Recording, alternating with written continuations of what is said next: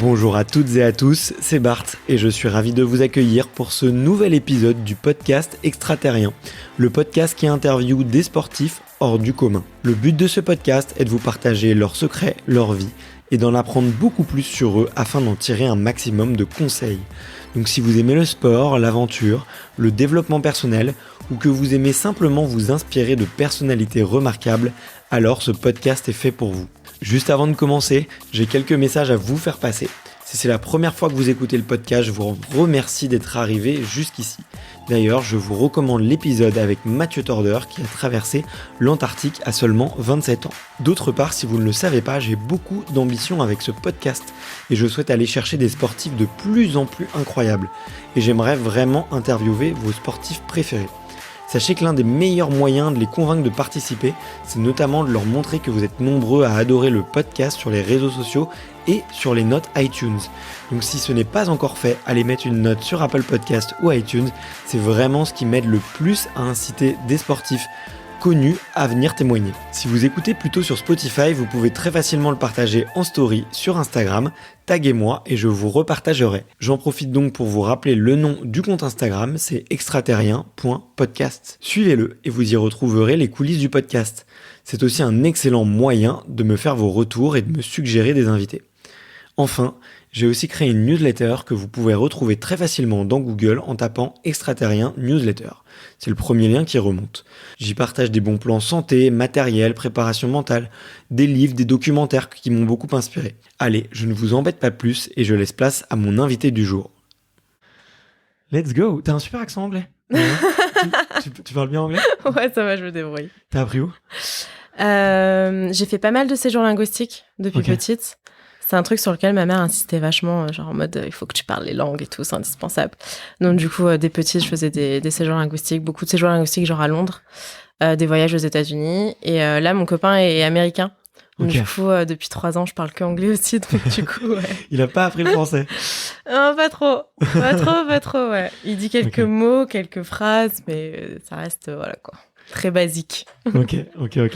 Mais je crois que ta mère a eu raison, quoi. Enfin, je trouve que c'est hyper important d'apprendre à communiquer. Non, mais franchement, déjà, c'était trop cool parce que gamine, tu voyages. Donc voilà, on va pas se plaindre.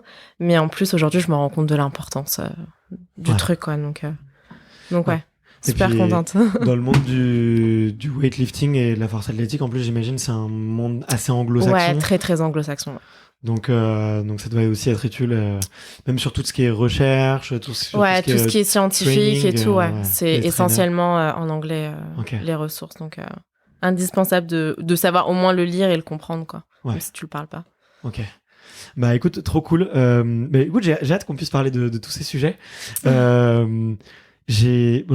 m'arrive très souvent, tu vois, via ce podcast où je dis que je suis vraiment content de rencontrer l'invité, mais là c'est doublement vrai parce que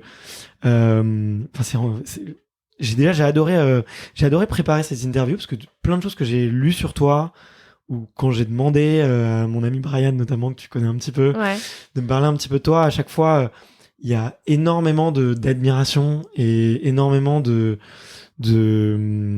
bienveillance à ton égard. Et je pense que quand on parle de toi avec bienveillance, c'est que tu es quelqu'un de très bienveillant. Donc, je suis hyper content. Merci. Et en plus, j'ai été surpris, tu vois, en écoutant 2-3 interviews de toi, d'entendre à quel point tu t'y connaissais techniquement sur ton sport. Et en plus, à quel point tu étais capable de le transmettre. Alors, je me dis, c'est peut-être ton côté pédagogue et prof des écoles parce que tu es prof à côté. Ouais, je pense que c'est tu vois, tu parlais de la bienveillance.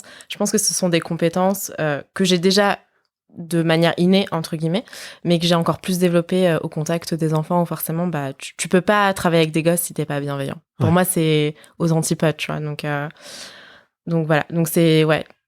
La pédagogie. Et la pédagogie, pareil. donc ouais, ça me fait super plaisir de pouvoir parler un peu aussi technique et tout sur de la force. Ça fait un petit moment. En plus, moi, c'est plus le CrossFit. Avec la fermeture des box, la fermeture de pas mal de salles, c'était difficile de m'entraîner et je m'y remets petit à petit, donc trop cool. Mais avant qu'on parle de tout ça, je t'ai dit, il y a une tradition sur ce podcast, on commence toujours par la même question. Tu m'as dit, oula, j'en sais rien. Et cette question, c'est de savoir quel est ton premier souvenir de sport. Et bon, J'ai adoré la réponse que tu m'as fait, mais... Ouais, non, j'avoue que je serais incapable de te le dire, puisque, comme je te disais tout à l'heure, je suis athlète de haut niveau, mais pas du tout sportive de base. Donc c'est vrai que le sport et moi, c'était plutôt 2 personnes distinctes, même 3 personnes distinctes. C'était vraiment genre, non, c'était pas moi. Genre collège, lycée, t'étais plutôt J'étais du genre... dispensée de PS. T'étais dispensée de Ouais, PS? j'étais dispensée de PS. J'ai vraiment eu un très très mauvais rapport avec le sport dès l'enfance. Okay. Genre ma mère elle m'avait mis à la natation alors que je détestais aller à la piscine. Le seul truc que j'ai kiffé c'est l'athlétisme, la course. Okay. Course genre le 100 mètres et tout ça j'ai adoré. En plus j'étais plutôt bonne dedans. Mais ouais, je dispensais de PS. Moi dès que je pouvais éviter d'être en groupe Okay. J'évitais.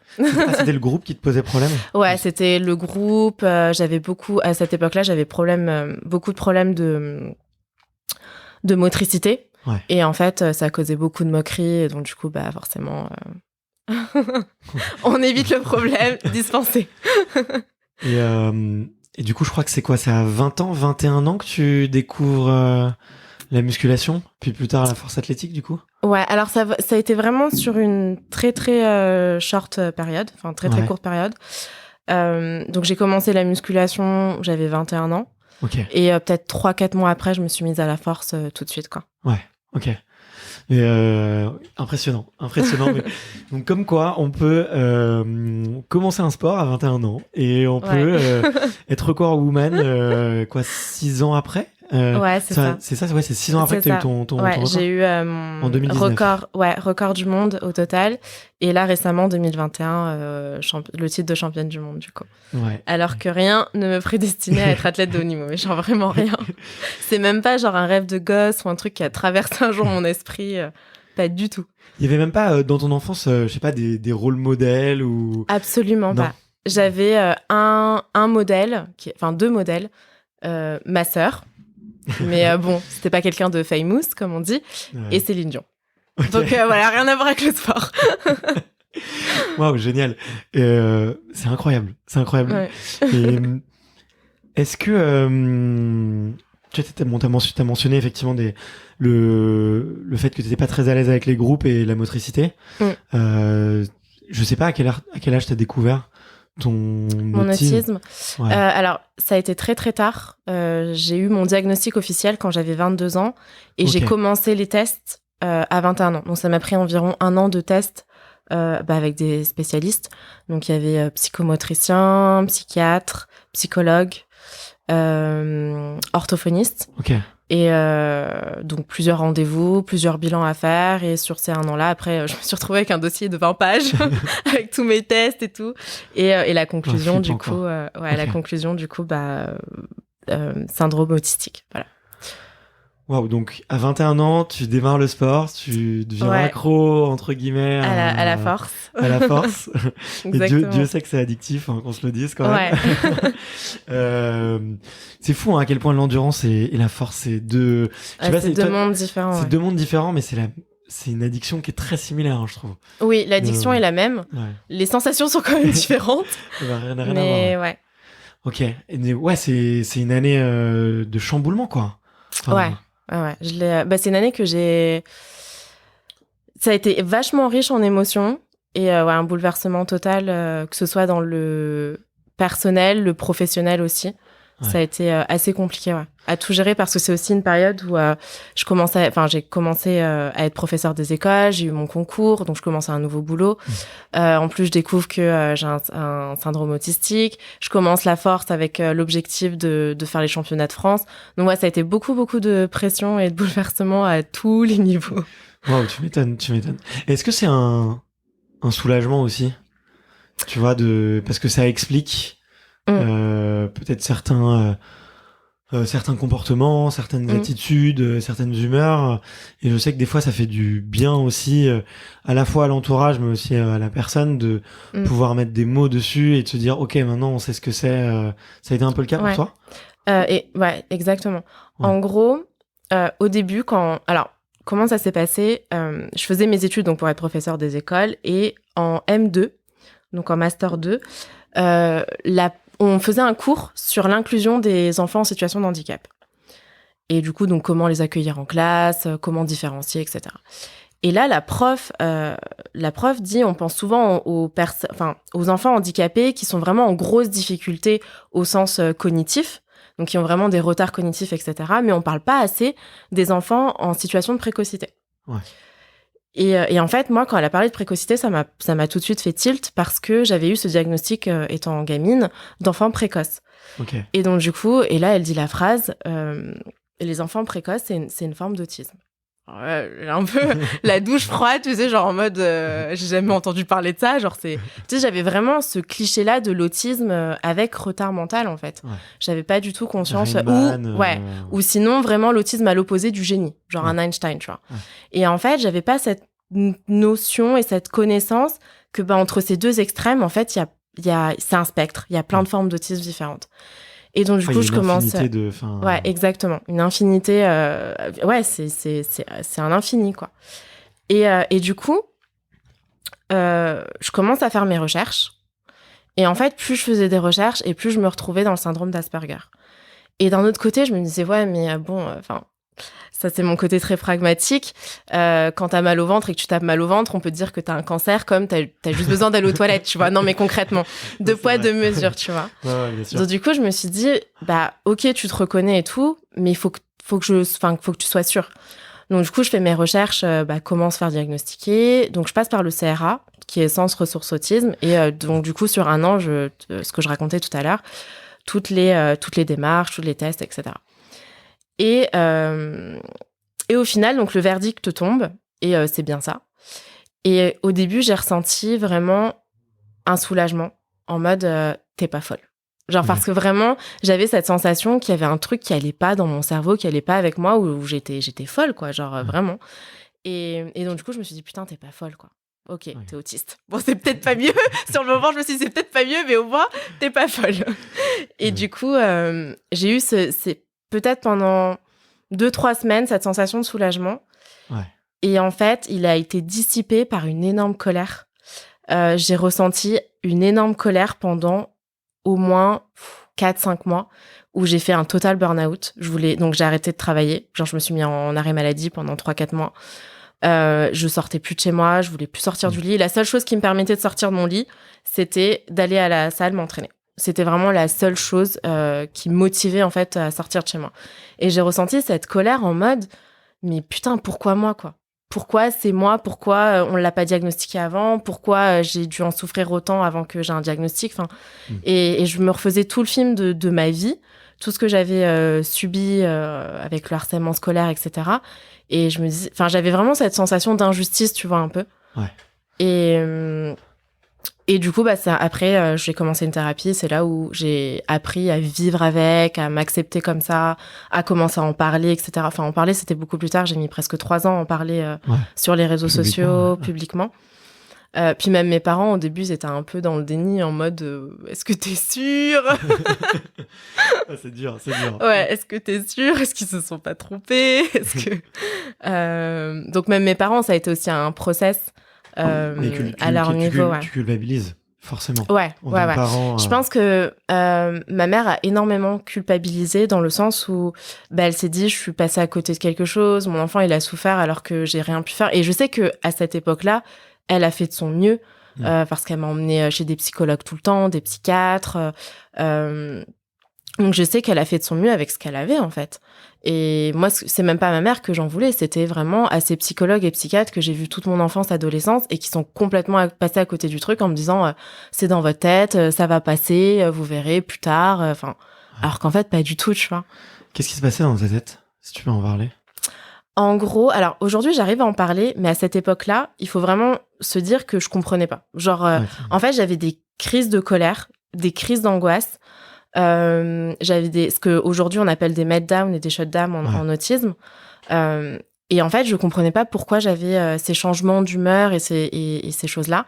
Et en fait aujourd'hui je sais que c'est parce que je suis hypersensible, par exemple au niveau du bruit, au niveau des odeurs, au niveau du toucher. Je réagis très très mal aux imprévus. Donc je sais pas si tu te rappelles par exemple la première fois qu'on devait faire le podcast où je t'ai dit là je peux pas, tu vois, parce qu'il y avait eu des imprévus, et du coup moi ça m'a totalement chamboulée dans mon organisation. Ça m'a fait paniquer, Et en fait, je savais que ça allait me générer une crise d'angoisse, tu vois. Donc là, je préfère dire, c'est pas grave, on reporte. Merci pour ta transparence, parce que moi, ça m'a fait grandir, vraiment, cette situation. Ouais. Parce que j'ai compris plein de choses, tu vois. Je me suis dit, ouais, effectivement, j'ai généré du stress pour rien, alors que finalement, c'était possible, tu vois. Oui, en plus, au final, c'était possible. Mais moi, vu qu'il y avait eu trop de changements, pour moi, tu sais, parce je suis très ritualisée, très routinière, et ça, c'est quelque chose que j'ai appris au fur et à mesure, parce que j'en avais pas vraiment conscience. Mais dès qu'il y avait un imprévu ou un truc, ça partait en explosion de colère, en crise de larmes, alors qu'en soi, il n'y a pas de quoi paniquer, tu vois. Ouais. Mais moi, c'est comme ça que je réagis. Et donc, du coup, j'ai dû apprendre à vivre avec et à me construire autour de ça, quoi. Ok. Comment est-ce qu'on fait pour changer ? Parce que j'ai l'impression qu'aujourd'hui, tu vois, quand je te vois, je discute avec toi, ça fait 1 heure à peu près qu'on est ensemble, je pourrais jamais deviner, en fait. Si tu me l'avais pas dit, si je m'étais pas renseigné, si j'avais pas fait ce boulot-là, j'aurais jamais su, j'aurais jamais pu comprendre. Et aujourd'hui, t'as l'air hyper épanouie, souriante, championne du monde, record du monde, tu vois. Enfin, je vois pas la petite enfant qui pique une colère, tu vois, parce que on lui a piqué son stylo, tu vois, par exemple. Et je sais que ça a dû arriver parce que les enfants à l'école sont très durs. D'ailleurs, tu dois bien savoir. Ils sont pas tendres entre eux. Est-ce que c'est le fait, tu vois, d'en parler, de communiquer dessus, est-ce qu'il y a des exercices qui aident? Je te parle de ça parce que c'est un sujet qui me touche personnellement, parce que j'ai beaucoup de gens dans mon entourage qui ont des enfants autistes. D'accord. Et j'entends de plus en plus dire autour de moi que c'est pas une situation finie. En fait, c'est pas une situation ad vitam aeternam, c'est une situation qui peut évoluer. Et des personnes, des enfants arrivent à vraiment à diminuer, tu vois, justement ces phases compliquées. Et du coup, je serais content, tu vois, si on peut leur partager peut-être des tips. Des tips ou peut-être des choses concrètes. En tout cas, toi, ton retour d'expérience. Alors, moi, je pense que déjà, la thérapie, donc c'est une thérapie alors je sais plus comment ça s'appelle, cognitive, sociale, quelque chose comme ça, qui m'a énormément aidée. Okay. Et en fait, déjà, à me comprendre moi-même mon fonctionnement, parce que du coup, j'ai un fonctionnement on est tous différents, mais j'ai vraiment un fonctionnement qui diffère encore plus des autres, entre guillemets. Plus, je note thérapie cognitive. Plus, dans cette thérapie, on apprend aussi à comprendre le monde qui nous entoure, la manière dont il fonctionne et comment interagir avec lui. Donc ça m'a beaucoup aidée. Et ensuite, de mettre des petites choses en place. Donc c'est tout bête, hein, mais sur le moment, quand on le sait pas, c'est des choses auxquelles on pense pas. Mais aujourd'hui, par exemple, alors je vais prendre l'exemple concret de ma salle de sport où je m'entraîne. J'ai énormément de mal avec le bruit. Aujourd'hui, je mets un casque. J'ai tout le temps mon casque. Même quand je parle aux gens, même si ça peut paraître mal poli, parce que généralement, on te dit d'enlever ton casque et tout, moi, je dis, excuse-moi, je suis obligée de garder le casque parce que sinon, je serais incapable de parler avec toi. Okay. Parce que il y a tellement de stimuli aux alentours, il y a tellement de bruit que mon cerveau n'arrive pas à gérer. Et du coup, en fait, tu vas être en train de me parler, tu vas croire que je suis en train de t'écouter, sauf qu'en fait, je suis ailleurs. Mon cerveau, il s'est mis sur off parce qu'il a trop d'informations à gérer en même temps. T'entends la discussion c'est exactement du mec à l'entrée, t'entends l'autre qui soulève des poids. C'est exactement ça.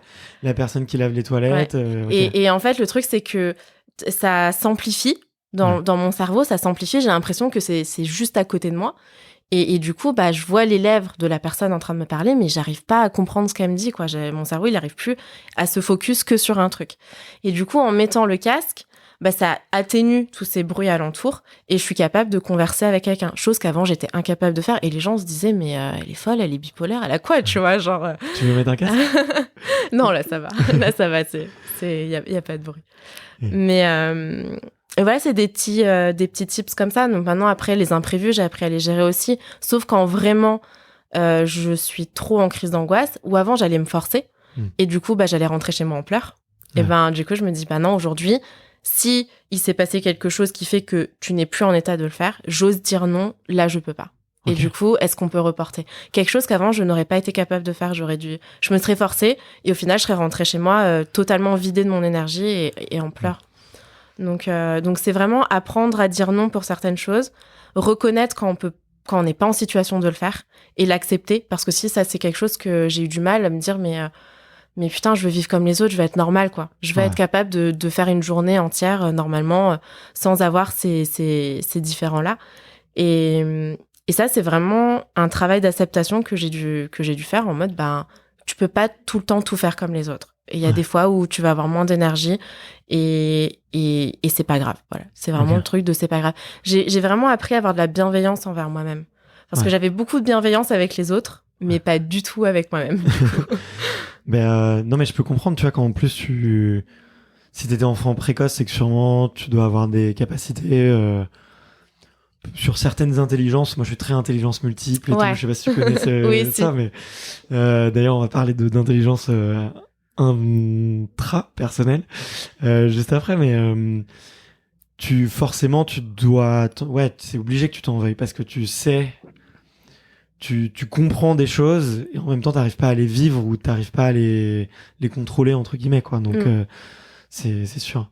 Mais j'ai l'impression que tu vois justement le fait que t'es très tourné, t'as énormément cherché à comprendre qui tu étais. Tu vois, t'as fait des tests par toi-même. Enfin, tu vois, il y a peu de jeunes qui à 21 ans vont se dire ok, je vais faire des tests en fait psychomoteurs et pour alors moi comprendre et tout. J'ai jamais eu de tabou là-dessus parce que je pense que c'est lié aussi à mon enfance, à ce que m'a enseigné ma mère là-dessus, de ne pas avoir honte d'aller voir un psy ou un psychiatre ou des choses comme ça. C'est vraiment quelque chose où j'ai pas de tabou et j'en parle assez ouvertement. Parce que je sais que ça peut être très compliqué pour certains de dire je vais voir le psy ou des choses comme ça, alors que moi ça a été tellement toute ma vie. J'ai mis du temps à en parler, moi. Je suis pas étonnée, J'ai vu un psy, je pense, de mes 8 à mes 18 ans à peu près. D'accord. Personne ne le savait. Ok. Maintenant j'en parle, tu vois, je suis détente. Ouais, maintenant t'es ouvert et tout. Mais c'est vrai que voilà, je sais que beaucoup le cachent ou ne veulent pas en parler ou c'est tabou et tout. Et moi, je suis là en mode, ça a tellement été mon quotidien que voilà, quoi. Okay. Après, je pense que c'est un trait autistique aussi, où on n'a pas de filtre sur beaucoup de choses, où on est beaucoup sans tabou, on est assez ouvert en général sur beaucoup de choses pour parler. Donc voilà. Ouais. Mais il n'y a pas toujours de l'introspection aussi. T'entends quoi par toujours de l'introspection ? Pour avoir rencontré quelques personnes qui avaient des symptômes autistiques et qui avaient été diagnostiqués en tant qu'autistes, j'ai pas toujours trouvé. Après, c'est peut-être jugeant de dire ça. À ce côté introspection ou travail sur soi-même. Ouais. Des fois, les parasites et les stimuli extérieurs étaient trop forts pour réussir à chercher à l'intérieur d'eux-mêmes. C'est peut-être. Bon, après, comme on l'a dit, tu vois, il y a une infinité de. Ouais, alors là, c'est vrai que je saurais pas te dire. Moi, je sais en tout cas que je suis quelqu'un qui réfléchit tout le temps sur tout. Et beaucoup sur moi-même. Et comment toujours devenir meilleur, m'améliorer. Donc, c'est quelque chose que, je suis beaucoup dans l'introspection et essayer de m'améliorer pour faciliter mon quotidien, en fait, sur plein de choses. Ouais. Et tu penses que, toute cette réflexion-là que t'as eue, ça t'aide en tant qu'athlète? Tu vois, aujourd'hui, je pense que tu te connais par cœur, presque. Ouais. Ou en tout cas, tu te connais très bien et vraiment, ça se ressent. Enfin, moi, tu vois, j'adore aussi on parlait d'intelligence multiple et tout. Moi, j'ai fait le test et j'ai beaucoup d'intelligence intra-personnelle. Je me pose souvent la question, effectivement, comment être une meilleure version de moi-même, qu'est-ce que j'ai mal fait aujourd'hui, comment je pourrais être plus heureux, comment est-ce que je pourrais être plus performant, plus efficace, comment je peux aider plus les autres. C'est des questions que je me pose en permanence. Du coup, je le ressens chez toi aussi, tu vois. Ouais, et je me demande si en tant qu'athlète de haut niveau, comment tu l'as réutilisé pour en faire une force dans ton sport sur plusieurs points. Alors, il y a déjà une chose chez les autistes, je pense qu'il y a un point fort pour tout ce qui va être performance dans le sport, c'est la routine. Ouais. On adore la routine. Donc du coup, moi, faire tout le temps la même chose, je m'ennuie pas. J'ai l'impression tous les jours, je vais à la salle, c'est comme si c'était tous les jours, je refaisais du squat pour la première fois de ma vie, tu vois. Genre vraiment. Donc du coup, ça, je pense que ça aide parce que mine de rien, pour arriver à un certain niveau de performance, t'es obligé d'être dans la répétition et dans le geste et tout ça. Donc ça, c'est un avantage. Tout ce qui va être routine. Ouais, t'as cette capacité-là à te remettre dedans dans le geste et vraiment être focus à 100%, alors que le geste, tu l'as fait 150 000 fois. T'arrives toujours à replonger dedans. Parce que tu vois, en interviewant beaucoup d'athlètes de haut niveau, c'est ce qui revient, c'est des fois, il y a des jours, c'est hyper dur de se remettre dedans, et dans des sports hyper engagés. Je parlais avec Antoine Deaneria, qui est champion de ski, tu vois, des grosses descentes, là, les mecs qui vont à fond, là. En fait, il te dit, si tu doutes un tout petit peu de ton engagement et ta capacité à te plonger dedans, ça sert plus à rien, quoi. Donc toi, t'arrives à chaque fois à te replonger dedans. Ah ouais, non, sur moi, ce squat. à chaque fois, c'est je suis dedans, quoi. Je suis dedans. Et aussi, du coup, ça permet d'être vachement discipliné. Ouais. Parce que moi, il est hors de question que je loupe un entraînement ou des choses comme ça. C'est juste improbable. donc la discipline et aussi le perfectionniste.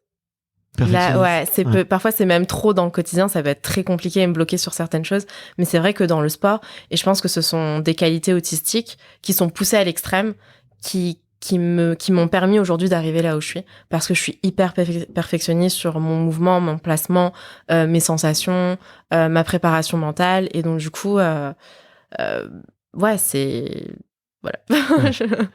Est-ce que c'est du coup, tu vois, dans les sports de force, on parle beaucoup de connexion nerveuse et cerveau-muscle, quoi. En gros, ton cerveau dit je suis capable et tes jambes doivent suivre, tu vois.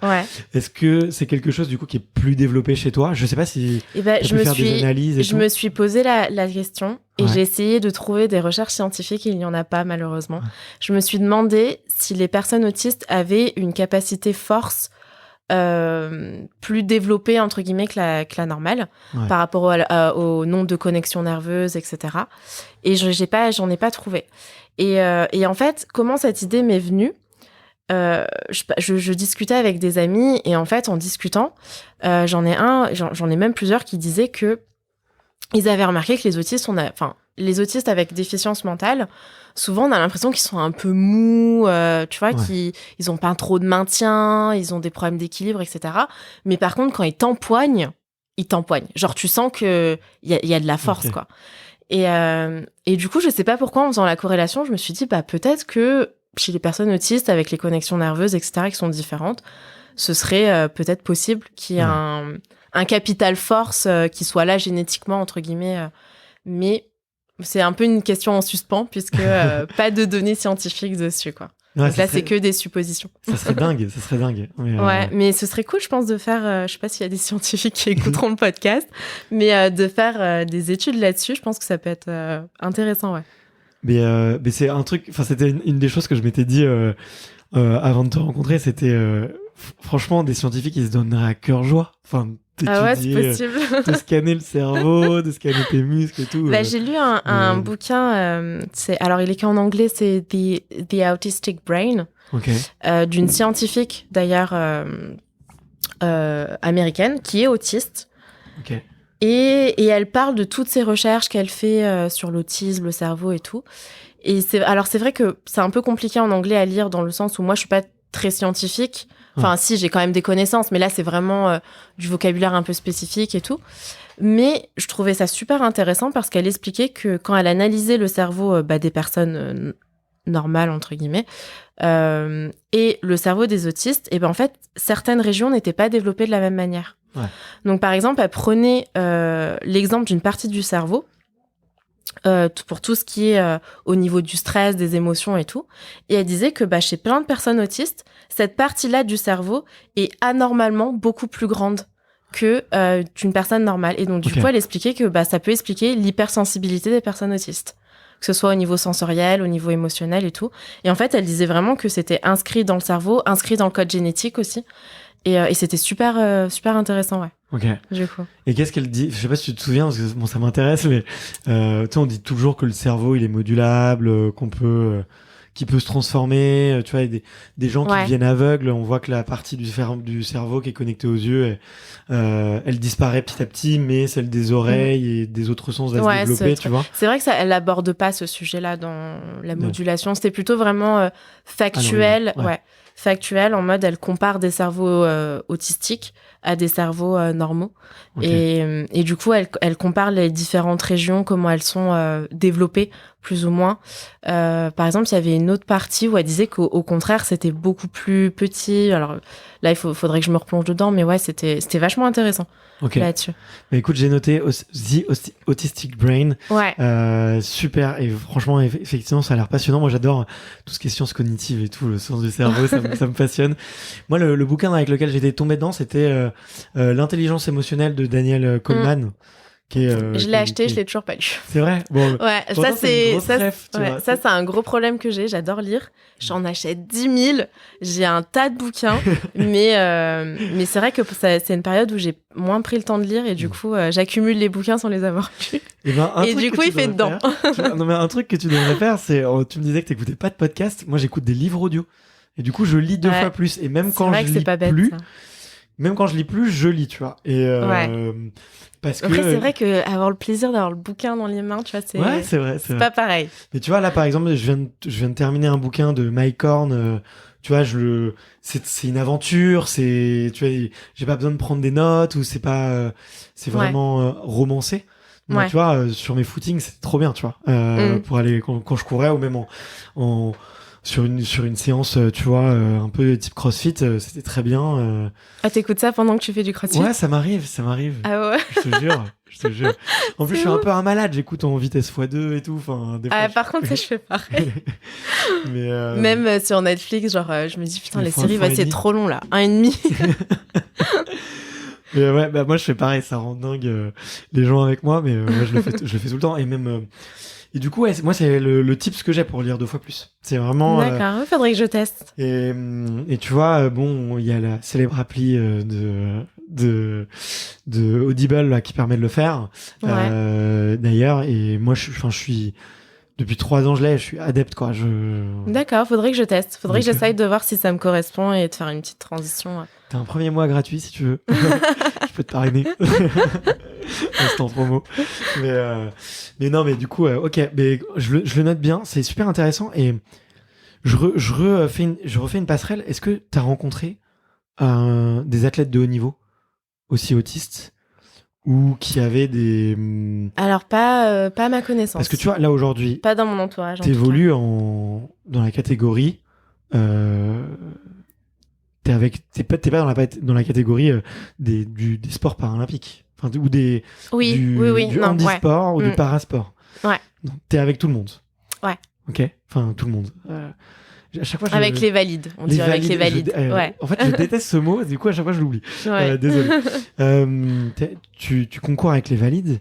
Est-ce que t'as rencontré d'autres gens Absolument pas. Pas à ma connaissance, en tout cas. De personnes qui sont... Peut-être qu'ils le sont, mais en tout cas, qui m'en ont jamais parlé ou qui n'en ont pas parlé. Okay. Donc et même non. Aux États-Unis ou... aux États-Unis... Alors non, il est pas aux États-Unis, il est en Great Britain, en Angleterre. Ouais. C'est un strongman. Ok. Un champion du monde de strongman. Alors, j'arrive jamais, c'est Stallman, quelque chose comme ça, son nom. Ok. Qui en parle ouvertement et qui est autiste. Ok. Donc voilà. C'est le seul que je connaisse. Ouais. Peut-être dans d'autres sports. Peut-être dans d'autres sports, mais je connais pas du tout. Écoute, on va faire un appel aux auditeurs. Si jamais vous entendez d'autres athlètes dans n'importe quel sport, dans n'importe quel pays, effectivement, qui sont diagnostiqués autistes, on serait hyper curieux de savoir. Et d'ailleurs, alors rien à voir, mais je viens de repenser à quelque chose dont tu parlais quand tu disais que ça ne se voit pas quand on discute avec moi. C'est la capacité des autistes aussi, c'est de s'adapter. Ouais. Donc, on a une capacité d'adaptation et je compare ça un peu à un caméléon. Sauf qu'on peut pas faire le caméléon bien longtemps. Il y a un moment où on a une jauge sociale qui est très réduite comparée à la normale. Et donc, du coup, c'est vrai que c'est pour voir aujourd'hui entre guillemets que je suis autiste, faut être au quotidien avec moi. Par exemple, mes amis le voient, ma famille le voit. Après, quand c'est des inconnus ou des personnes juste que je rencontre comme ça, j'arrive à m'adapter, à le cacher entre guillemets, mais c'est toujours sur des courtes périodes. Ok. Et je me demandais, parce que tu mentionnais que quand tu étais plus jeune, tu avais des problèmes de motricité. Ouais. Et que tu n'aimais pas du tout le sport. Non, pas du tout. Est-ce qu'aujourd'hui, tu sais, c'est quelque chose de corrigé ou ou justement, en fait, le fait que la force athlétique, ça soit des mouvements, on va dire vraiment, bon, c'est des mouvements polyarticulaires, c'est des mouvements complexes avec beaucoup de techniques, mais ça reste des mouvements simples dans l'espace, entre guillemets. Est-ce que c'est pour ça, du coup, que c'est possible pour toi Est-ce que tu aurais pu être basketteuse ou footballeuse? Non, absolument pas. Non, okay. C'est catastrophique. Franchement, je devrais reposter des vidéos de mes premiers squats. Je pense qu'on rigolerait aujourd'hui. Okay. Parce que clairement, ça se voit que j'ai pas de motricité, que je me repère pas dans l'espace, que j'ai aucune gestion de mon corps. Donc c'est vraiment quelque chose j'ai mis beaucoup de temps à construire pour arriver là où je suis. Et je pense que justement, le fait de répéter, que ça soit tout le temps les mêmes mouvements, de la même manière, la répétition et tout, je pense que ça m'a beaucoup aidé, ouais, pour arriver là où je suis. Ok, hyper intéressant, ouais. Et qu'est-ce qui t'a plu, toi, dans la force? Qu'est-ce qui t'a plu dans le... Cette sensation d'être forte. Vraiment. C'est, en fait, j'ai toujours, étant gamine et ado et jeune adulte même, j'avais cette sensation d'être faible. D'être faible, alors pas tant physiquement, mais vraiment mentalement, parce que j'arrivais pas à avoir une vie normale, entre guillemets, que j'étais tout le temps en train de pleurer, j'étais toujours en crise d'angoisse, voilà, tout ça. Et du coup, cette sensation de me dire, putain, t'es forte, en fait, tu vois. Genre, t'es capable de le faire. Et ben, ouais, ça m'a plu. Okay. Ça m'a plu. Et ça a vraiment changé ma vie, quoi. Parce que je me suis rendu compte que j'étais capable de faire des choses et de réussir. Ok. Et la congestion aussi? Non, peut-être non. Non, c'est pas une sensation que je kiffe. Pas du tout. Ok. Et il y a un... À quel moment tu te dis... tu dis qu'après avoir commencé, t'as tout de suite voulu faire les championnats de France? Ouais. Comment ça se fait que ça va aussi vite? Il me semble que quelqu'un voit en toi un gros potentiel. Ouais. T'as tout de suite des résultats supérieurs à la moyenne? Alors, en fait, donc à la base, moi, je faisais juste de la musculation. Ouais. Je voulais juste me faire une remise en forme et tout. Parce que tu t'es tombée dans la musculation parce que tu voulais perdre un peu de poids, c'est ça? Ouais, je voulais perdre du poids, je voulais me remettre en forme et tout. Okay. Et c'est un coach, en fait, qui me dit, mais tu pousses lourd, là, pour une débutante, tu vois, genre... Et tu sais, quand t'as pas trop de référentiel et tout, moi, je me disais, c'est normal, quoi. Enfin, elle faisait combien, la barre, à l'époque? Alors, il m'avait dit ça quand il m'avait vu faire du rowing à 50 kilos. Alors que... ou du pendlay. Je sais plus si c'était du pendlay ou du rowing que je faisais. Et genre, il y avait 50 kilos sur la barre. Et genre, j'avais fait ça facile. Voilà. Okay. Et moi, c'est vrai que j'avais pas de référentiel. Donc, pour moi, c'était normal, entre guillemets, tu vois.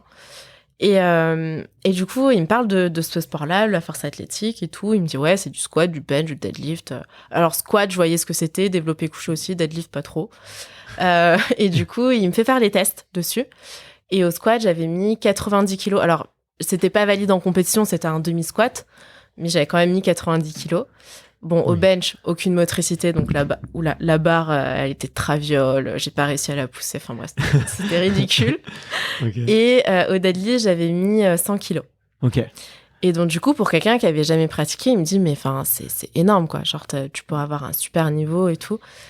Et c'est extrêmement bizarre parce que j'ai jamais été sportive et pourtant, j'ai quand même un côté très compétitrice. Okay. Et du coup, je lui dis, OK, mais moi, je veux être championne de France. Genre, je lui dis, je veux pas finir 2e, 3e, ou je dis, je veux être championne de France. Si je m'entraîne et que je fais ça, c'est pour devenir championne.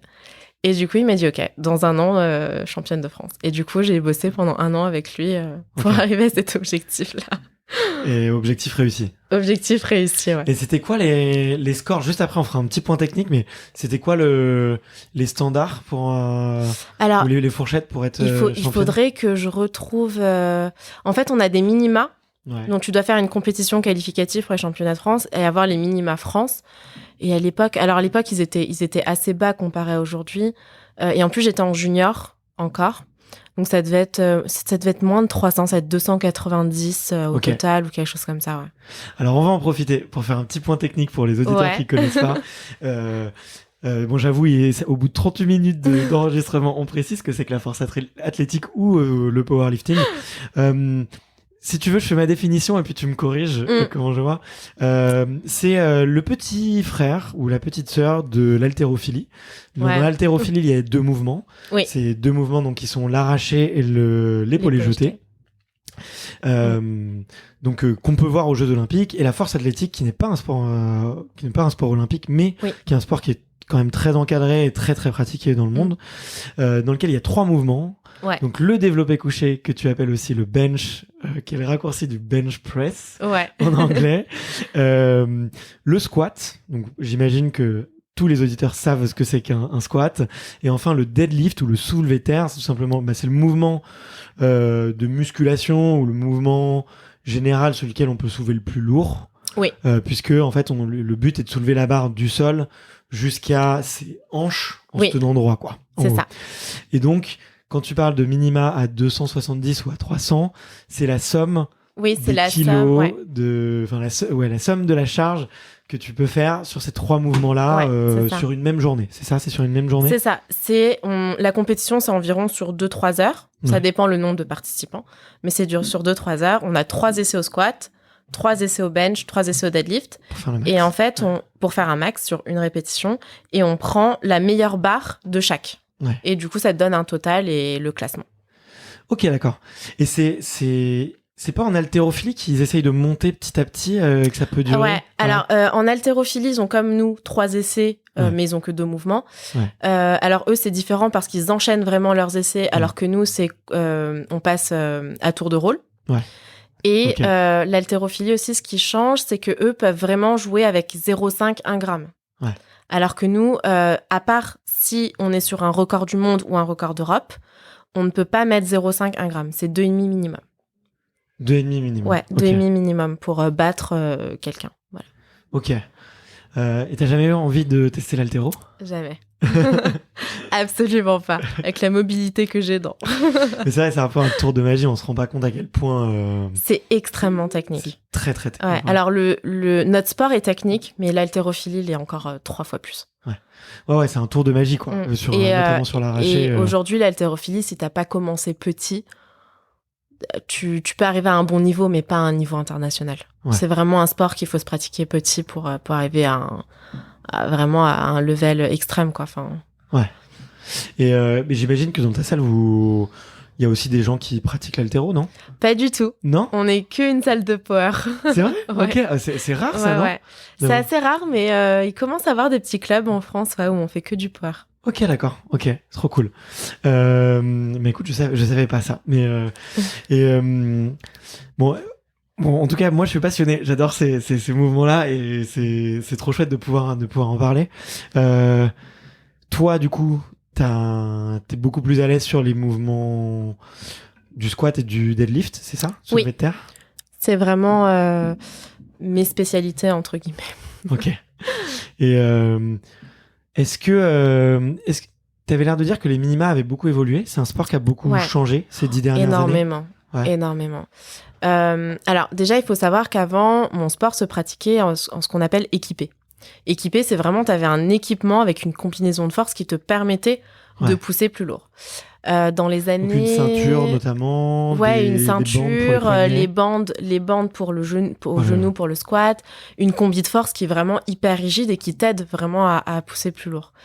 Et du coup, cette version-là existe toujours, mais elle a tendance à mourir, entre guillemets, parce que c'est trop compliqué, en fait. Ouais. Pour mettre la combi, t'es obligé d'être à plusieurs et tout, enfin, c'est un calvaire. Puis c'est dangereux, non? Parce que du coup, ça encourage la performance encore plus élevée. Alors, c'est pas que c'est dangereux, mais il y a beaucoup plus de tendance à la blessure, ouais.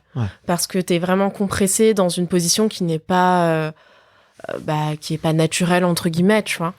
Donc il y a tendance à beaucoup plus de blessures, tout ça. Et en 2000, alors que je dise pas de bêtises, mais au début des années 2010, entre 2010 et 2015, on passe au RAW. Donc, au RAW, c'est sans équipement. Alors, on a quand même un équipement, mais on n'a plus de combi de force. C'est vraiment on aurait dit un maillot de bain, ce qu'on a. Hein. Un cycliste. Voilà, c'est ça. On a le droit aux genouillères et aux bandes de poignets et la ceinture. On a que ça. Donc, ça t'aide pas vraiment à pousser plus lourd en soi. Ça maintient quand même la ceinture. Ouais, c'est un maintien. C'est un maintien. Mais pour te faire un exemple, en équipé au squat, avec juste les bandes de genoux, tu pouvais gagner 40 à 50 kilos sur ton squat. Ah ouais. Tu vois, parce que vraiment, t'as un rebond, t'as vraiment une aide, en fait. Ouais. Alors qu'avec les genouillères, selon les études, on gagne 5 à 10 kilos grand maximum. Ok. Donc, tu vois, t'as quand même une grosse différence là-dessus. Ah, effectivement, je savais pas que j'avais connaissance, effectivement, que le row, quoi, était devenu la discipline maîtresse. Mais je savais pas que ça te faisait perdre autant en performance, quoi. Ouais, si, quand même. Ok. Waouh. Et du coup, ça a fait déjà exploser pas mal parce que c'est beaucoup plus accessible. T'as pas besoin d'être dans une salle de force. Tu peux faire ça dans un fitness park, tu peux faire ça dans toutes les salles low cost un peu, tu vois. Mais si vous le faites dans une salle de sport, faites-vous assister, guider. Oui, quand même. Si vous testez vos maximums, c'est quelque chose que je vois, que j'ai vu énormément en salle de musculation. J'ai beaucoup de potes qui sont coachs, qui entraînent et qui voient des catastrophes tous les jours. Donc, bien sûr. donc si vous testez votre squat, prenez quelqu'un pour vous assister, même au développé couché. Oui. Et faites bien corriger votre deadlift parce que on peut se fumer le dos. Je vois des dos arrondis, mais même encore maintenant, tu vois, je comprends pas avec YouTube et tout. Je vois des dos arrondis sur des. Alors là, on va pas être copains. Parce que, alors déjà, faut voir ce qu'on entend par dos arrondi, quelle partie du dos. Ouais. Et il faut garder quand même en idée que ton dos n'est pas droit de base. Oui, non, même s'il donne l'illusion d'être droit et tout, ta colonne vertébrale, elle est faite pour bouger, elle est en forme de S, etc. Donc du coup, il y a quand même un arrondi parce que c'est une position qui est beaucoup plus safe que ce qu'on pense. Ouais. Mais par exemple, un arrondi au niveau du bas du dos, au niveau lombaire, oui, là, tu as des risques de blessure s'il est pas bien géré. Mais au niveau du haut du dos, il n'y a pas tant de problèmes que ça, tu vois, par exemple. Ouais, il faut. Le dos est naturellement cambré et sur un squat, tu surcambres pour être encore plus fort, quoi. Légèrement. Alors, non, surcambre pas. Non. Au contraire, il faut se mettre plutôt en position neutre au niveau du pelvis. Ok. Donc, il faut s'imaginer qu'en fait, c'est comme si ton bassin, tu voulais le mettre sous toi, entre guillemets, et abaisser tes côtes pour vraiment avoir un alignement avec ton centre de gravité. Ok, d'accord, je me suis mal exprimé, mais je vois exactement, c'est ce que je voulais dire. Ok.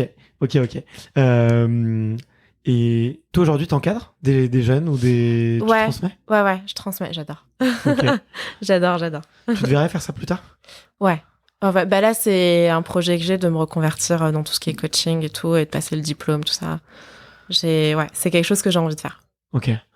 Et tu dirais quoi à une jeune fille qui me dit, qui serait la petite Liad il y a 6-7 ans et qui dit j'ai envie d'être championne de France dans un an. Tu lui dirais quoi ? Je lui dis fonce. Je lui dis fonce. Et ça, c'est quelque chose sur lequel je bosse beaucoup à travers mes réseaux notamment. C'est de booster les femmes dans cette voie-là, leur dire mais il n'y a pas que le physique, il n'y a pas que svelte, il n'y a pas que le fitness, vous avez tellement d'autres compétences à exploiter et je trouve qu'on pousse pas assez les femmes à être fortes. C'est quelque chose qu'on met pas assez en avant. C'est toujours, je vois toujours l'image de la femme encore qui doit être mince, qui doit être grande, vraiment le modèle mannequin, quoi, tu vois. Même si t'as le body positive qui prend de plus en plus d'ampleur sur les réseaux et tout. Mais voilà, moi, j'aimerais voir sur des défilés des femmes musclées. Mais ce serait le kiff que ce soit pas que des extrêmes qui soient représentés, tu vois. Donc voilà, ouais. Donc je dirais fonce. Ok. Qu'est-ce qui t'a donné envie, effectivement, de dégager un peu ce message-là ? Tu vois, ça part d'où ? Alors, ça part du fait que je me prenais plein de réflexions de mec. T'es forte pour une meuf. T'es forte pour une femme. Je déteste cette phrase-là. Okay. Et en fait, le pour une femme me dérangeait. Vraiment, ça me dérange. Je sais que ça part d'une bonne intention, mais en fait, je trouve que c'est une forme de sexisme déguisé, en fait. Tout comme le pour un homme, je trouve que c'est une forme de sexisme déguisé aussi, tu vois. Et en fait, j'ai vraiment envie d'enrayer ce truc-là, de me dire, je suis forte tout court, tu vois, et pas me dire pour une femme. Parce que moi, si je suis plus forte que toi, je te dirai jamais t'es faible pour un mec. Tu vois ce que je veux dire à l'inverse? Ouais, je vois très bien. Donc du coup, il y a beaucoup de maladresse, effectivement, dans ouais, ce type de je phrase, sais tu vois. que ça part jamais d'une mauvaise intention, que c'est même une bonne intention, mais en fait, quand tu vois, on en reparlait tout à l'heure, quand tu creuses, tu vois, quand tu vas en profondeur des choses et tout, et ben je me dis en fait ça dégage un problème de société pour moi. Ouais. Et du coup, c'est qu'on a trop encore cette image que la femme ne peut pas être forte. Ou c'est pas quelque chose de naturel. Alors qu'en fait, si, toutes les femmes ont une force naturelle en elles. Ouais. C'est juste qu'on ne la pousse jamais, depuis des années, on l'a jamais poussée dans cette voie-là, en fait. On l'a jamais poussée à être forte. Tout de suite, si tu commences à être musclé, c'est que non, c'est moche. Une femme musclée, c'est moche. Combien d'hommes le disent, tu vois? Aussi, moi, je me prends plein de réflexions. Ce que tu fais, pour une femme, c'est impossible. C'est génétiquement impossible. C'est physiologiquement impossible. Tu prends forcément des produits. Et ça Il y a beaucoup de gens qui te disent ça? Ouais, énormément.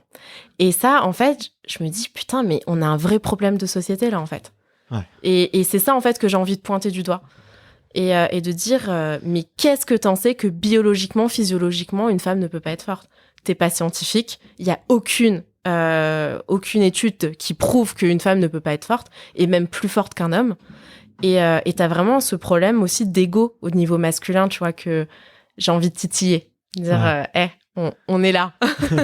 On peut le faire, t'inquiète. Non, mais c'est vrai que c'est bizarre de se dire potentiellement qu'une femme est plus forte que soi, quoi. C'est pas peu fréquent, quoi. C'est pas commun, mais moi j'ai envie que ça devienne une norme, entre guillemets, tu vois. Ouais. Et mais pas tant une norme, mais juste de dire, c'est possible. Ouais, c'est possible. C'est possible. Bah, tu vois, en plus, c'est un débat qui est hyper intéressant parce que je trouve on est sur le débat de l'inné et de l'acquis, tu vois. C'est que plus... Alors, effectivement, tu vois, si on suit les enquêtes scientifiques, toutes les études qui sont faites, un homme, il a de la testostérone, donc logiquement, il devrait développer plus de muscles, donc logiquement, il devrait être plus fort. Du coup, en moyenne, les hommes devraient être, en termes de force, être plus forts. Mais le truc, c'est que si tu fais que le répéter, tu nivelles aussi les femmes vers le bas complètement, quoi. Leur dire que c'est impossible de dépasser ce statut qui est faux, quoi. Et c'est pas parce qu'il y a une moyenne qu'il peut pas y avoir des exceptions qui deviennent des minorités, qui peuvent devenir des majorités aussi sur le long terme, quoi. Donc t'as raison. Fonce, quoi, grave. Non, mais voilà, c'est un message sur lequel je bosse beaucoup. Et il y a d'autres sujets, tu vois, hormis la force et peut-être l'esthétique qui... Toi, moi j'ai vraiment envie de briser ces dictats un peu de beauté, en mode une femme qui est belle doit ressembler à ça, tu vois. Ouais. Et une femme qui est féminine doit ressembler à ça. Et moi, c'est un travail que j'ai déjà fait sur moi-même, parce que pendant très longtemps, je disais je suis pas féminine parce que je mets pas de talons, parce que je mets pas de robe, parce que je mets pas de jupe. Et en fait, il y a un moment où je me suis posée, je me suis posée, où je me suis dit, mais en fait, pour moi, être une femme, c'est pas ça. Ouais. Et je pense que chaque femme a en elle une forme de féminité qu'elle exprime à sa manière, en fait, et qui fait que elle est magnifique, tu vois. Ouais. Et donc, du coup, moi, par exemple, une femme aujourd'hui qui est en talons robe, je peux te la trouver autant magnifique qu'une femme qui va être en jogging basket. Parce que quand t'es bien dans ta peau, quand t'es bien dans tes baskets, dans tes vêtements, il y a quelque chose de féminin et d'une beauté que tu dégages et qui se voit, tu vois, tu rayonnes. Et en fait, ça, j'ai dû vraiment bosser dessus pour le comprendre, tu vois. Ouais. Et c'est quelque chose aussi que j'essaye de véhiculer, de dire, mais c'est pas parce que t'es une femme et que tu vas devenir musclée que tu vas être moche. Tu vois, non. C'est juste que t'exprimes une autre forme de féminité, c'est tout. Ouais. Et il y a une phrase de Serena Williams que j'adore. Elle avait dit lors d'une interview, moi, je suis triste pour toutes ces jeunes filles qui auraient pu devenir des athlètes de haut niveau et parce qu'elles ont eu peur de devenir trop musclées, ne le sont pas devenues. Ouais. Et en fait, je me dis, mais putain, mais c'est vrai. Je me dis, il y a tellement de personnes, je suis sûre, qui gâchent un potentiel là-dessus parce qu'elles ont peur d'être dans un monde qui est trop masculin, elles ont peur d'être trop musclées et tout, et je trouve ça dommage. Je trouve ça dommage. Bah, c'est sûr que c'est mon impression, et peut-être que je me trompe, mais qu'on est dans une société où les femmes subissent plus le regard que les hommes, tu vois. Alors, je sais pas s'ils subissent plus, parce que je pense qu'on a tendance à oublier les hommes aussi, ce qu'ils subissent, et je sais qu'il y en a qui subissent... tu vois, dès que tu vas être un peu efféminé, sans être forcément gay, tout de suite, on va dire, ouais, t'es gay. C'est clair. Tu vois, par exemple. Donc, je pense qu'il y a aussi beaucoup de tabous au niveau des hommes. Hein. Beaucoup de tabous. Ouais, justement, il y en a beaucoup. Mais justement, tu vois, c'est marrant que tu parles de redéfinir la féminité et d'essayer de comprendre plus profondément ce que c'est. Parce que j'ai l'impression, notamment quand j'en parle à mes amis, quand on parle de féminité, on pense que les femmes ont abordé ce travail-là là où les hommes l'ont pas commencé, quoi. Et moi, si tu me demandes aujourd'hui où est-ce qu'elle est ma virilité, et ben je citerai que les clichés, et en fait qui sont pas des trucs du tout naturels pour moi. Et au contraire, tu vois, là, parler de féminité avec toi, je me sens viril. Tu vois, je me sens viril d'essayer de comprendre comment est-ce que toi tu définis la féminité, de moi prendre du recul sur mon statut d'homme entre guillemets, tu vois, de t'écouter toi dire que y a beaucoup de maladresse quand on s'exprime, et notamment quand on parle de force, tu vois. Là, je me sens viril en fait, tu vois, dans cette écoute. Et c'est hyper dur de remettre en cause la virilité, parce qu'on a une image très très patriarcale, très stéréotypée de la virilité doit être comme ça, quoi. Mais alors que pour moi, tu vois, j'ai cette vision, on a les deux en nous, qu'on soit homme ou femme. Moi, pour moi, je considère que j'ai une part de virilité. Je considère que j'ai une part d'homme en moi qui est parfois beaucoup plus forte que ma partie femme, tu vois. Et je pense que les hommes, c'est pareil. Sauf que les hommes, j'ai l'impression qu'on enraye un peu cette partie féminine, on doit la casser, on doit la cacher. Un homme doit pas montrer ses émotions, un homme doit pas pleurer, un homme doit pas tu vois. Et du coup, ça crée beaucoup de frustration, en fait. Et ça crée des hommes qui en viennent à des extrêmes comme taper leur femme ou des choses comme ça, tu vois. Enfin, pour moi, on a enrayé des choses qu'on devrait pas faire disparaître, parce qu'elles sont là, elles sont normales. C'est pas parce que un homme pleure que tout de suite c'est une tapette ou il est pas viril, ou tu vois. Au contraire. Et moi, c'est quelque chose que même un homme qui pleure, moi je trouve ça beau. Aujourd'hui, je trouve ça beau, tu vois. Vraiment. Je trouve que être capable de se montrer vulnérable, pour moi, c'est magnifique. Dans le monde dans lequel aujourd'hui on vit, c'est magnifique. Et je suis 1000% d'accord, tu vois. Je peux rien te dire de plus, mais et je pense qu'il y a un gros travail à faire. Et tu vois, autant, tu vois, j'ai souvent regardé, enfin, j'ai écouté toujours avec beaucoup d'attention ce que beaucoup de féministes très engagées avaient à dire, même quand des fois ça me paraissait trop virulent, trop violent. Tu vois, des fois c'est à la limite. Après, t'as toujours des extrêmes dans tout. Hein. Ouais, bien sûr.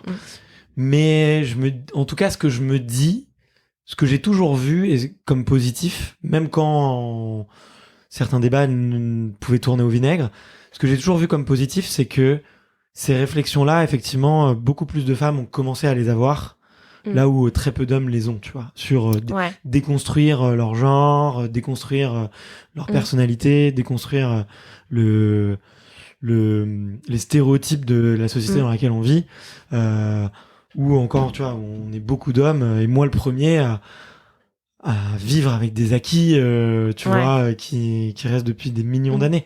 Et j'étais encore, il y a quelques mois, à dire, à lire des bouquins de théorie masculiniste, tu vois, pour comprendre, tu vois, tous ces arguments-là aussi, tu vois. Et mais c'est un très beau combat, je trouve, à mener, tu vois, pour le siècle à venir, tu vois. Je pense que parce que je pense qu'il y a encore beaucoup de boulot. Et tu vois, par exemple, quand je reçois des messages de parents qui me disent je montre ce que tu fais à mes filles qui ont une petite dizaine d'années, tu vois, qui sont des enfants, quoi. Et leur montrer que c'est possible. Tu vois, quand je me rappelle un message qui m'avait marqué où la petite gamine se faisait embêter par les garçons à l'école. Et du coup, il m'a dit, j'ai montré tes vidéos et j'ai dit, tu vois, une fille, tu peux être forte. Ouais. Genre, et du coup, le fait qu'il lui ait répété ça, qu'il lui ait montré des vidéos et tout, il m'a dit, maintenant, elle se laisse plus faire. Okay. Elle se laisse plus faire, même si ce sont des garçons, tu vois, elle a plus peur. Et moi, j'adore. Je me dis, mais c'est trop bien. Parce que tu vois, déjà, tu dis, gamine, elle se dit, je suis une femme, donc je suis plus faible qu'un homme, donc je peux pas me défendre, tu vois. C'est inconscient, tout ça, mais en fait, tout nous pousse à ça, tout nous pense à penser à ça. Et du coup, me dire que de changer la tendance et de dire, non, c'est pas parce que t'es une femme que t'es plus faible que tu peux pas te défendre, et dès petit, mais c'est génial, tu vois.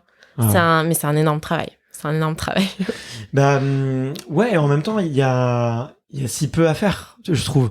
Dans le sens où il suffit juste de se comporter avec ses enfants de manière neutre. Oui. Tu vois, en vrai, c'est tellement simple. Mais bon, mais c'est... la difficulté dans la simplicité. Il y a tellement de choses qui rentrent en compte, que ce soit l'éducation qu'a eu les parents, le travail qu'eux-mêmes ont fait sur soi ou pas. T'as aussi tout l'aspect social qui rentre en compte, tout l'aspect religion aussi, on n'y pense pas, mais moi je sais qu'aujourd'hui, par exemple, dans mon école, ça pose problème. Moi j'ai plein de petites filles qui ne font pas de sport en dehors de l'école à cause de la religion. Tu vois, et moi ça me fait mal au cœur, parce que je me dis, c'est des gamines, quand on fait EPS à l'école, elles sont heureuses, elles s'épanouissent, elles courent, elles sautent et tout, mais du coup ça pose problème, elles le font pas en dehors de l'école parce que c'est avec les garçons, parce que c'est des tenues etc. où on voit un peu, enfin tu vois, genre je me dis, mais ce sont des gamines, tu vois, genre et je trouve ça dommage, tu vois, je trouve ça dommage, tout en respectant bien sûr le point de vue au niveau religieux de chacun, mais pour moi, tu vois, c'est trop extrême. Ouais. Okay. Vu qu'on parle de féminité, je me suis permis de te demander et on parle de féminité, on parle de sport de force, et comme je te disais, j'ai jamais parlé de force avec une femme.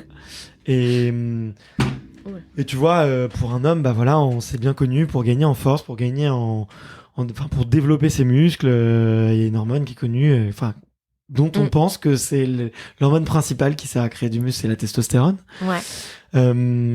Beaucoup d'hommes dans le monde de la musculation, c'est très commun que les gens consomment de la testostérone en plus. Ouais, prennent des produits, prennent des produits, des stéroïdes. Est-ce que toi, c'est quelque chose que tu surveilles, tes hormones ? Alors, t'entends quoi par surveille ? J'ai 1000 questions. Après, tu vois, je suis pas le mieux placé, mais tu vois, est-ce que tu contrôles ton taux d'œstrogène et de progestérone ? Est-ce que tu vas absolument pas. Est-ce que tu vas prendre de la pilule ? Est-ce que tu vas choisir ta pilule par rapport à ça ? Est-ce que tu vas justement ne pas prendre de pilule et choisir un autre moyen de contraception ? La sexualité aussi, tu vois. Ça influe, tu vois. Moi, j'ai fait quelques années de rugby. Et tu vois, c'est connu que dans le rugby, les entraîneurs te disent, alors peut-être qu'il y a des rugbyman qui vont m'écouter et qui vont me dire, c'est faux ce que tu dis. Mais moi, j'étais dans une équipe, les joueurs dans la division au-dessus de nous, qui étaient des semi-pros ou des, tu vois. L'entraîneur disait, pas de rapport sexuel les 2 jours avant le match. Parce que parce que ça te rend plus agressif. Parce que, le cycle de testostérone, il dure de quelques jours. Je pense que c'est un cliché qui a vachement la vie dure, celui-là. Mais il y a des nouvelles études qui ont tendance à montrer qu'en fait, ça impacte pas. Il n'y a pas d'impact. En fait, il y a un impact dans l'instant T et sur les quelques heures qui suivent. Mais le lendemain, t'as déjà retrouvé ton taux de testo, quoi. Enfin, il n'y a pas... Donc, je pense que c'est plutôt un cliché qui a la vie dure là-dessus. Mais les nouvelles études ont plutôt tendance à montrer que ça n'a pas tant d'impact que ça de faire l'amour la veille, tu vois. Moi j'ai lu un peu. J'ai vu que tu retrouvais en gros entre 80 et 90% ta testostérone en 12 heures. Ouais, donc tu vois, c'est vraiment dans les heures qui suivent, tu vois. Dans les heures qui suivent. Mais du coup, j'en parlerai avec mes potes, je leur dirai qu'on fait des conneries, t'auras peut-être des études à me donner et tout, je prends et tout. Mais tu as quid sur une femme, parce que vous êtes pour le coup plus à l'écoute de vos hormones que les hommes, quoi. Alors moi, personnellement, j'ai fait le choix de pas prendre de contraception hormonale. Ok. C'est quelque chose... c'est pas que je suis contre, c'est que je trouve pas ça naturel en fait. Ouais. Dans le sens, alors, pour les gens qui ont vraiment pour les femmes qui ont vraiment des douleurs et tout, que ça soulage, là, je dis let's go.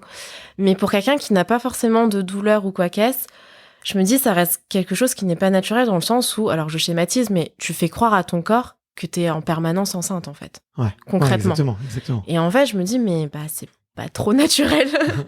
Donc moi, personnellement, Clairement. ça me pose problème. Mmh. Et donc, du coup, j'ai jamais voulu la prendre. Le peu de fois où j'ai essayé, parce que au bout d'un moment, il faut quand même un moyen de contraception, malheureusement, parce que la contraception masculine, on n'y est pas encore. Mais et que le préservatif, bon, quand t'es dans une relation depuis longtemps, au bout d'un moment, voilà. Et donc, en fait, moi, le seul moyen aujourd'hui que j'ai trouvé je dirais pas le plus naturel, parce qu'il est pas naturel, mais c'est un stérilet en cuivre. Qui pose aussi ses problèmes, hein, parce que du coup il met ton utérus tout le temps en inflammation, donc c'est pas bon non plus, tu vois, mais c'est pas hormonal. Donc pour moi c'est le seul moyen que j'ai trouvé un sorte d'équilibre entre les deux, tu vois. Ok, mais c'était pas en rapport avec le sport? Non, parce que même si j'étais pas sportive, je la prendrais pas. Ok. C'est vraiment à titre personnel, pour moi c'est pas naturel de faire croire à ton corps que t'es en permanence enceinte, tu vois. Mais il y a un gros changement là, il y a de plus en plus de... Tu vois, moi je sais que... Tu vois, moi j'ai une trentaine d'années, et Ouais. on est de la même génération, on va dire. Ouais. Et tous les médecins, tous les gynécos prescrivaient la pilule. Ouais, c'était... en fait, c'était un automatisme. C'était un automatisme et tu devais la trouver... Ok, la pilule A n'a pas marché, on va essayer la pilule B, et puis après on va essayer la pilule C. Et là, j'ai l'impression, en tout cas, que chez les ados, qu'on est en train de beaucoup plus leur proposer d'autres choses. Que ça a changé, et que même le stérilet est en train de devenir un des moyens de contraception les plus recommandés. Justement, pendant très longtemps, ça a mis beaucoup de temps à arriver en France, parce que pendant très longtemps, on mettait le stérilet qu'aux personnes qui ont eu des enfants. Ouais. Et du coup, si tu n'avais pas eu d'enfant, non, on te mettait pas le stérilet, c'était forcément la pilule. Et du coup, ça a tendance à changer, où maintenant, en fait, ils ont fait un stérilet, parce que c'est vrai que quand t'as eu un enfant, ton utérus est un peu plus large, etc. Donc, ils ont fait vraiment un stérilet pour des femmes qui ont jamais eu d'enfant et que l'utérus est beaucoup plus petit, du coup. Mais t'as des gynécos encore qui le prescrivent pas. Ouais. Genre qui n'y pensent pas ou qui sont même pas au courant. Moi, j'ai déjà vu des gynécos qui me disent vous avez un stérilet, vous avez eu des enfants? Non. Ah bon? Normalement on met pas de stérilet si vous avez pas eu d'enfants. Si en fait. Mais tu vois, t'as des gynécos qui se remettent pas du tout à jour. À jour en fait, ouais. Et je pense qu'on a un gros travail là-dessus aussi à faire en France. Ok.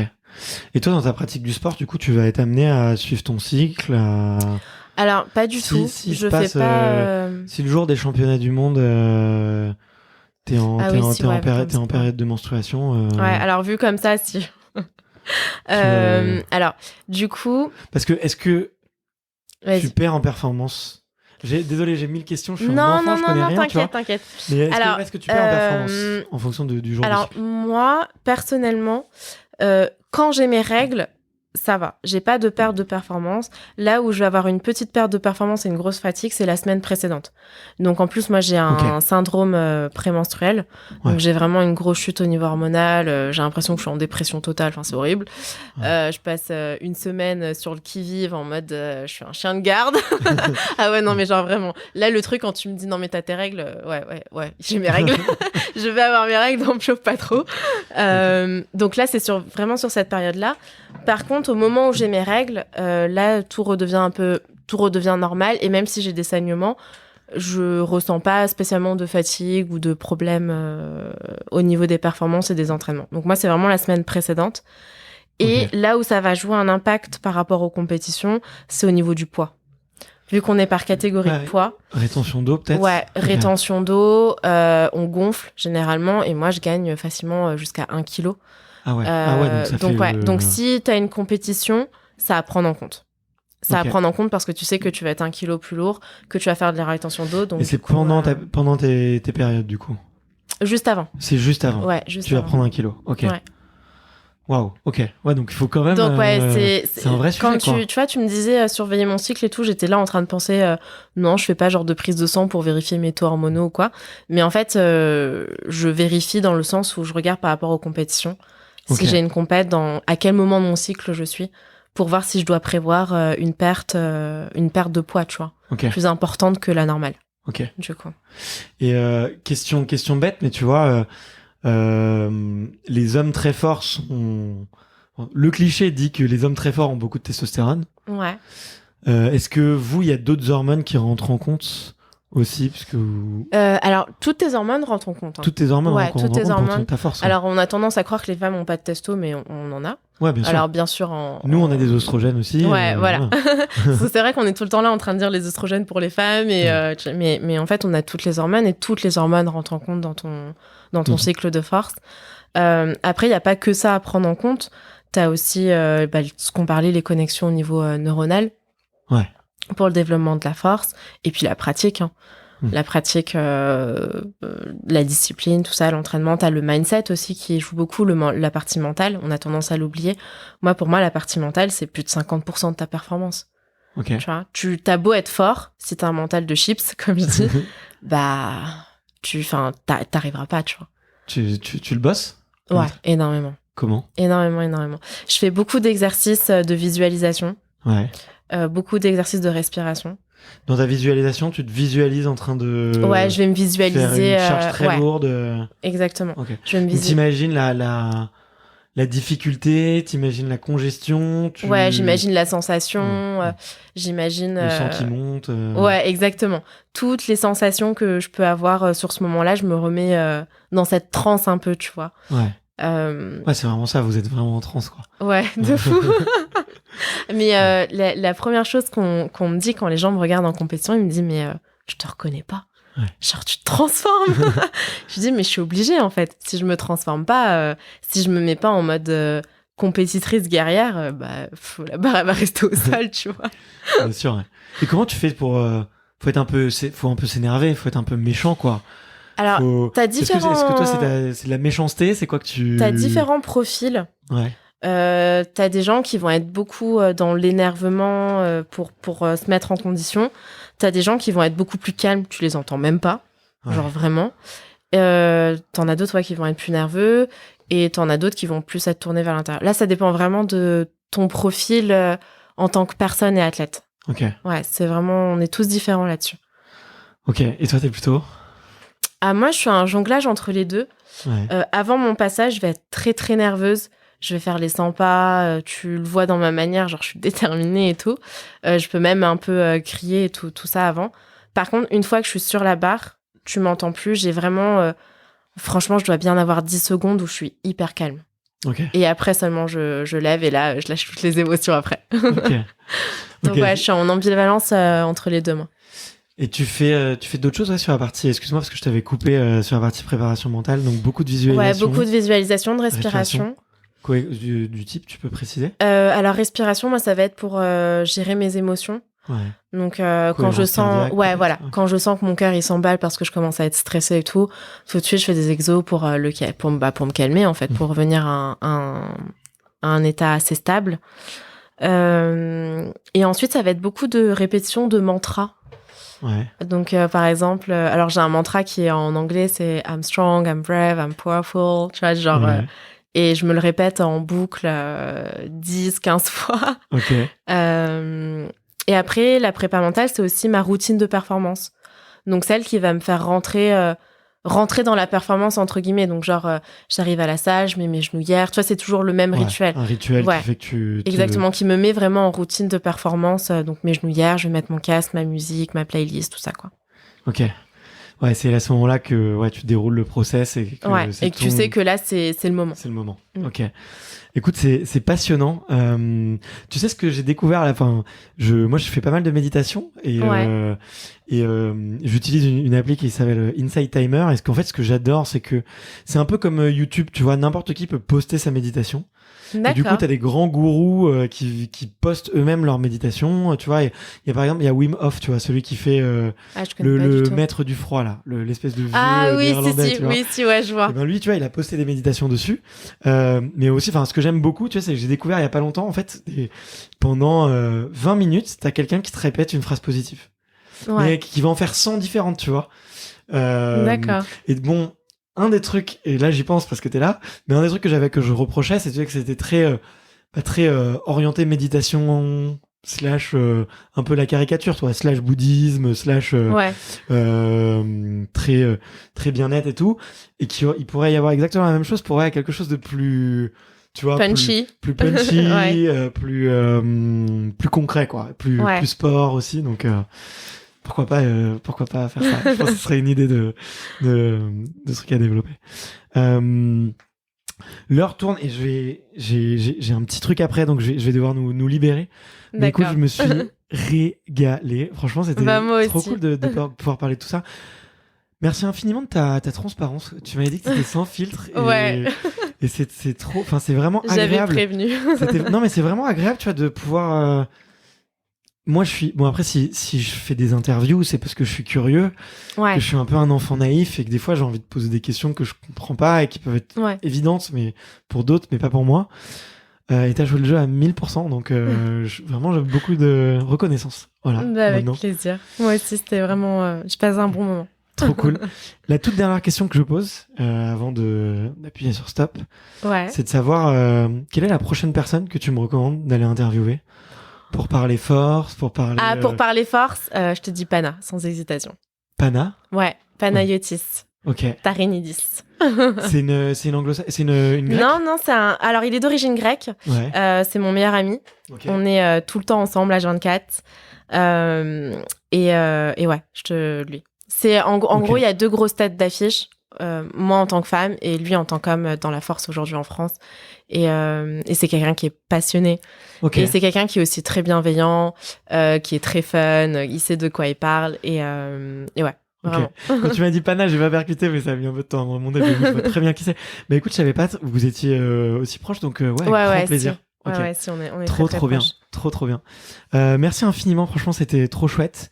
J'incite vraiment à tous les auditeurs d'aller te suivre, notamment sur Insta, parce que ça donne la gouache, quoi. Je trouve, tu donnes le sourire, tu donnes du peps. Donc, j'essaye. Donc, merci. Et écoute, j'espère qu'on pourra avoir de belles perfs cette année. On croise les doigts. L'objectif, c'est de faire le triplé, du coup. Alors, soyons... je parlais de prépa mentale et tout, mais bon... Parfois, faut rester concret. Faut rester les pieds sur terre. Le bench, je l'aurai jamais. Le record au bench, n'en parlons pas. Record de France encore, pour l'instant, ça va. Mais au-delà, non. Voilà. Donc, pour l'instant, c'est le record du monde au squat, au deadlift, le record du monde au total, la première place. Et le bench, je le laisse aux autres. Faut toujours laisser un peu. Sinon, si tu gagnes tout, après, c'est pas sympa pour les autres. Trop cool. Mais merci beaucoup. Franchement, je me suis régalé et écoute, je touche du bois pour toi. Et, moi aussi. et puis à très vite. À bientôt. Salut. Salut. Merci d'avoir écouté cet épisode jusqu'au bout. Si vous êtes encore là, c'est sûrement que l'épisode vous a plu. Donc n'hésitez pas à le faire savoir autour de vous et à vous abonner pour ne louper aucun épisode. J'ai mis tous les liens dans la description, donc n'hésitez pas à y jeter un coup d'œil. Et sinon, moi je vous dis à la semaine prochaine pour une prochaine interview. Ciao!